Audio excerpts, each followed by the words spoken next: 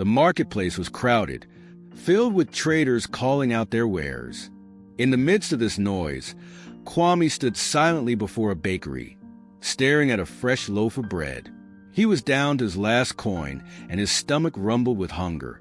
But just as he was about to hand over the coin, he turned away and walked toward the temple instead. Inside the temple, Kwame placed a coin in the charity box and whispered a silent prayer. The onlookers chuckled at him, calling him a fool for giving away his last hope of food. But Kwame remained calm, a serene smile on his face. Little did anyone know that single act of faith would soon change his life forever. Kwame had been a hard-working man once, but a great drought had wiped out his farmlands. With no crops to sell, he had wandered into the city in search of work, only to be met with rejection after rejection. His last possessions had been sold for survival, leaving him with nothing but a single coin and a heart full of hope. People in the town saw him as just another beggar. Some pitied him, others ignored him. But there was one person who noticed something different about him, an old merchant named Baba Mensa. He had observed Kwame over the past few days and had seen the resilience in his eyes.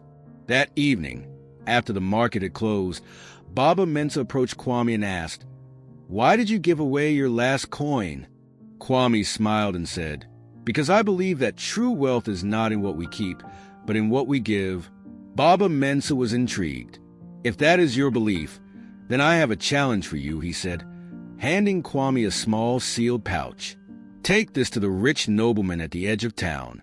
Deliver it unopened, and you will be rewarded." With nothing to lose, Kwame took the pouch and made his way to the nobleman's house. Along the journey, his mind raced with possibilities. Was this a test? A trick? Or was it fate guiding him to something greater? Upon reaching the nobleman's house, he handed over the pouch. The nobleman opened it and gasped. Inside was a rare, precious gem. He turned to Kwame and asked, "Did you know what was inside?" Kwame shook his head. "No, my task was only to deliver it." Impressed by his honesty and integrity, the nobleman rewarded Kwame with a bag of gold coins and a plot of land to rebuild his farm. Kwame returned to the city, no longer a poor man but a wealthy and respected one. He sought out Baba Mensa to thank him, but the old merchant only smiled. Wealth is not in possessions but in faith, integrity, and generosity. You have proven yourself worthy of abundance. Kwame used his new fortune wisely, rebuilding his farm and helping others in need. He never forgot the lesson of his last coin, and his name became a legend of faith and miracles. Moral of the story: faith and integrity open doors to unexpected blessings. True wealth is found in giving, not in hoarding.